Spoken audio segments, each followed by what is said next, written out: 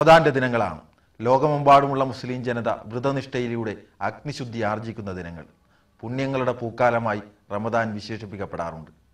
മനസ്സും ശരീരവും ഏകദൈവത്തിൽ അർപ്പിച്ച് പാപവിമുക്തിക്കായി പ്രാർത്ഥിക്കുന്ന ദിനങ്ങൾ. വിശുദ്ധ റമദാൻ ഖുർആൻ അവതീർണമായ മാസം. പുണ്യകർമ്മങ്ങൾക്ക് 10 മടങ്ങ് പ്രതിഫലം ലഭിക്കുന്ന മാസം. റമദാൻ മാസത്തിലെ വ്രതബദ്ധതയുടെയും പ്രാർത്ഥനയുടെയും ദിനങ്ങൾക്ക് തുടക്കമായി. ഈ വർഷത്തെ ആദ്യ നോമ്പുതുറയുടെ അനുഭവങ്ങളാണ് അറ്റ്ലാന്റ ജ്വല്ലറി സ്കാനിൽ ആദ്യം.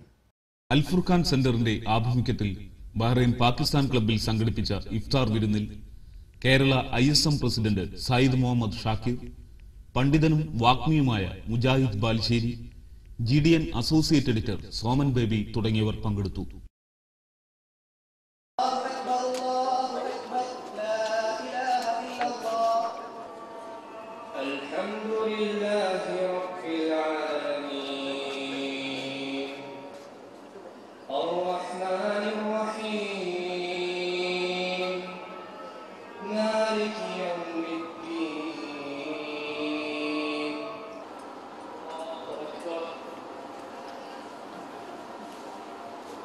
തുടർന്ന് നടന്ന പൊതുപരിപാടിയിൽ ബഹ്റൈൻ പാർലമെന്റ് അംഗം ഡോക്ടർ ഇസ മുത്തൻവയെ കൂടാതെ റിഫ ഇസ്ലാമിക് സെന്റർ നേതാക്കളും പങ്കെടുത്തു.